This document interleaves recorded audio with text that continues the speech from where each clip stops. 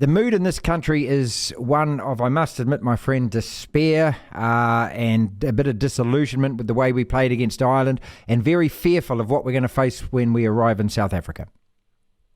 Yeah, I think you're a little bit in a tight spot at the moment. I worked on the first Irish All Black game, and I just thought it was a good game to watch. And to be honest, then I watched the second and the third, and I was a little bit surprised that you were outplayed. Put it that way. I listened to John Kerwin and all the guys commenting on that, and I think the most important thing that stood out for me was you played against a team, and these are the words of New Zealanders, that you were beaten by a team very well coached.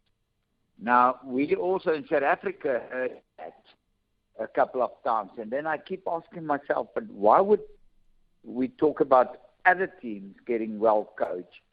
Why shouldn't we be well coached? Now, I think you can, I think that's a little bit of a message that I think New Zealand can take to heart. I think South Africa in the past also took it to heart to say, but, if other teams are well coached, is there a problem with our coaching staff? So I saw the changes you made in your coaching staff, but I gather the game against South Africa will give you some answers, because I don't think anyone will know the answers today. Naas, it has to give us some answers. I suppose what was most distressing for most All Black fans, let alone the players and things, was that we really got beaten up front. And then coming to your place, knowing how fearsome you guys are in that pack, in that front eight, this is where I think, and I hope that you agree, the All Blacks really, that is going to be the measure of where we are at and where, if we want to get there, how we have to get there to get there. Absolutely. The thing is, that's what I love about the game. Of course, people keep telling everybody the game is changing, but the game is still the same. You really go back to 2019, the biggest success for South Africa in that World Cup was the way we scrummed, the way we played with the tight five. And I think somewhere along the line, if I look at the way New Zealand's playing at the moment, nobody's doing the hard work, the hard yards. Somebody must do that.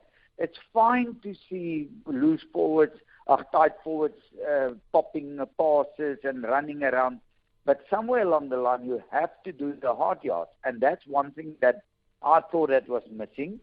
I think to be very clear on this is you've got fantastic individuals. Since Hansen left, I haven't seen the team fire as a unit. I've made this comment a couple of times where when we talk or I do have a talk, whatever, there's something missing in the All Black team at the moment. It's not like I look at that team and I think, you know what, it's absolutely impossible to beat this team. I look at this team at the moment and I'm serious. I'm not too worried about it. It's not like in the past. And I think somewhere along the line, it's more individuals standing out instead of the team, that All Black team that stands out, and everybody going into the game. And now, if we don't play 100% correct rugby, disciplined rugby, make no mistakes, get all 15 players on the park for 50 minutes, we're not going to beat these guys. And I haven't seen that now, for the last maybe year and a half? Naas Botha, champion first five for the Springboks, is with us. So you've recognised it from way back, and I think most of us who watch our rugby recognise it as well. And we're really questioning now, Naas, whether or not Super Rugby in its current form is the right preparation to play Test rugby. We get a lot of games which are 50 to 38. It looks spectacular on the telly and everyone loves it in the crowd because a lot of tries are being scored. But in terms of maintaining set piece, of owning your own possession, of the simple things like territory, stuff that you're talking about now, which hasn't changed since Webb Ellis picked the ball up. We aren't doing those things. Is that what you're saying to me? What I will add to that is, where are the voices that were quite loud of saying, let's exclude South Africa from Super Rugby? We might not have been the most successful franchises in Super Rugby, but I think we contributed to get New Zealand to a level that was at one stage nearly unbeatable. Suddenly, we're not there. Suddenly, we're part of the Northern Hemisphere. Now, we started off in the Northern Hemisphere not playing the great rugby. We didn't really contribute it in the first couple of months. Now we can say it's COVID, we can say it's a couple of things, but we just didn't play well. But at the end, you think about it, we had two South African teams in the final. And I think now, in a way, the way we play, yes, we're not the most attractive playing the most attractive rugby, whatever you say.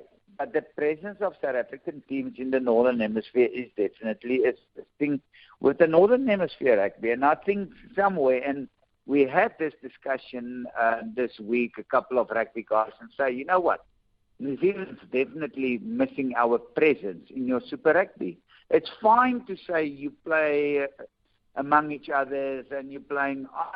I'm honest now. I don't think Australia is that well organized in their rugby at the moment.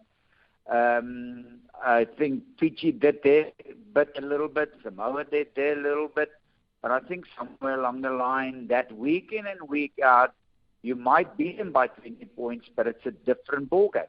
And I think New Zealand's definitely missing that. Going back to 2019, I'm sorry for the sigh, but I'm sitting here just nodding my head, believing, and listening to you and acknowledging and saying yes to everything you're saying here. You guys did a sudden and a late change of coach prior to the 2019 Rugby World Cup, and it worked, even though the All Blacks won that first game against you in the round robin, the pool play, whatever. But, you timed your run beautifully. So it can happen. We're in this conundrum at the moment where, the fan base has been torn apart. Do we stick with the coach Ian Foster, or do we throw him under the bus and bring in Scott Robertson? The longer you wait, the harder it is to actually do that. You guys actually did it, though, and not only got away with it, but have actually improved so much. So, again, that's a big question being debated here at the moment. Yeah, but I think we've also been told a lot of nonsense along the way since rugby turned professional. Everybody, all coaches, and you know that, all coaches hide behind the fact that I'm building for 4 years. Then we go into the World Cup. Then they don't do well in the World Cup, but nobody resigns. What I'm saying is what's on the table. A World Cup to win in 7 weeks. That's what you do. So it doesn't matter if your team is performing for 7 weeks. That's how you win a World Cup. I can have 10 players that I say, I need to win the next World Cup. In 3 years' time, 5 of them is injured and 5 lost form. So what did I build in 4 years? And I think coaches seriously use that as an excuse to say, but, I'm building for the World Cup. Yes, you're getting experience, but at the end, it's the team that can perform for 7 weeks. There's so many times. I thought New Zealand's by far the favourites. Then they didn't win the World Cup. Why? Because somebody else played well in 7 weeks. That's how simple it is. So, the answer to your question is, it doesn't matter when you change whatever. If something is not working, you have to think of changes. If you're the head coach, you should sit there, and after 50 minutes, I should be able to say to you, listen, the forwards aren't doing their job. What are we going to change? And to the next guy, and to the next guy. And making sure that that's how you... But I look sometimes around, and the TV show enough, how the coaches are sitting in the boxes or whatever. Now, I'm not saying you need to coach from the side, but I'm just... If the forwards aren't performing, I'm going to ask the forward coach, come on, not really inside to say, hey, I've seen how this guy coach. I know how he coached, and there shouldn't be any problems with him taking it to the World Cup. That we don't know, because the only people that will know that is the people that's on the inside. We're not on the inside. We supporters, and we're actually sitting on the outside. But, you know, there are definitely talks at the moment about your whole setup, because the team is not performing. And when the team is not performing, you know that. You've been in rugby for how many years? When it's all going well, everything is fine. When things start falling apart, you have to sometimes ask questions that's unpleasant. 1981, he came here as first 5'8" for South Africa, and I want to ask you about that shortly. Naas Botha with us. How good are you guys right now? We watched the series against Wales. You won the first one close, second one, changed a lot of players around, lost that one, came back and won comfortably in that third one. As a barometer to how good the Springboks are before we arrive, what do you think? To be honest, at the moment, I don't think we're playing the best rugby. I seriously think we have talent. Same as New Zealand, we have talent. I think somewhere along the line we have to adjust a couple of ways we play, if I can put it that way. I think we can really get a lot more of the back line involved in our play. And then I think, seriously, we should reconsider the way we play, because we should let 9 and 10 run a lot more the way we play than at the moment. Because the thing is, if you take, I believe Andre Pollard is one of the better fly-offs in world rugby, if he gets the opportunity to prove it to people. But if he doesn't get the ball in his hand, he can't prove anything. So I seriously think we also need to adapt a little bit. I think we get a little bit stuck on how good our forwards are. But, you know, sometimes the forwards can play well, but if you don't finish at the back, you're not really going to win the tough games. And we need to work out the formula, how we're going to win the tough games. To be honest, I seriously thought, and I know I'm a little bit subjective, and I don't mean it in a bad sense, and I don't mean it against anybody in the world, but I thought if we play well enough, we should beat Wales by 20 points, easily. We thought that about Ireland as well. A couple of quick questions and I'll let you go. And thank you so much for your time. Tell us about Nelspruit, where we're going to. We all know about Ellis Park and the legendary stadium that is. What is Nelspruit? Describe where that is and what that stadium's like for us. It's in the low belt, so it shouldn't be a high altitude problem. That's one. Okay, that's out the window. Okay, so the guys don't even have to worry about that. A little bit more humid, but you might find a nice day in Nelspruit. It's a little venue. I think it's about 42,000 people. Fantastic little town to be in. So I would think New Zealand would find it actually quite pleasant to play there. Ellis Park's a different ballgame. We all know Ellis Park. We all know the history of New Zealand and Ellis Park and. But I think Nelspruit's actually quite a nice little venue, and I think your guys should actually really, really enjoy it. But you know, and I know, because I'm here with the Indian 7 side in South Africa. We're training here at the moment, and just spoke to one of the board members this morning, and I said, you know what? In reality, you're only as good as your last game. So doesn't matter what happened 2 weeks ago. Doesn't matter. It's what's on for the next game. So that's why I always ask one stupid question, and I think it's a great question. Nobody has the right to underestimate me. Doesn't matter what I've done before, doesn't matter what I'm going to do after, but on that 80 minutes, that's why I will never, ever write off another team going into any game, because nobody gives him the right to underestimate me. So I can tell you now, there is not a half a chance South Africa underestimate New Zealand at the moment, because we know the quality is there. All you need is the quality needs to click in. The most important thing is you need to figure out how you're going to get that quality to click in for 80 minutes.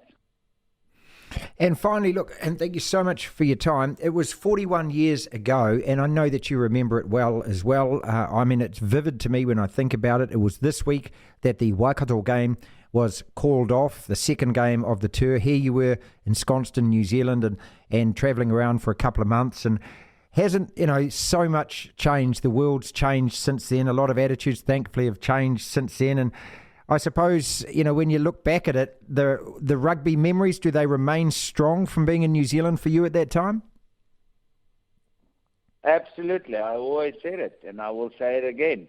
If there's one place I would have loved to tour as a rugby player, was New Zealand, and even in apartheid, and how wrong it all was, whatever, I was very fortunate to be part of that team. And I think everyone that went on that tour still feels the same. We would have just loved to play under different circumstances, because I still think we had got a good side that year that toured New Zealand. But it's just amazing to think, 41 years ago, and we can at least still talk about a game that we all enjoyed. And 41 years later, was that a penalty or was it full-time over at Eden Park? It was never a penalty. I will never ever forgive Clive Norling for that call. But we're not going to change history now. That's the sad part. But I think that whole tour deserved a better result. Put it that way.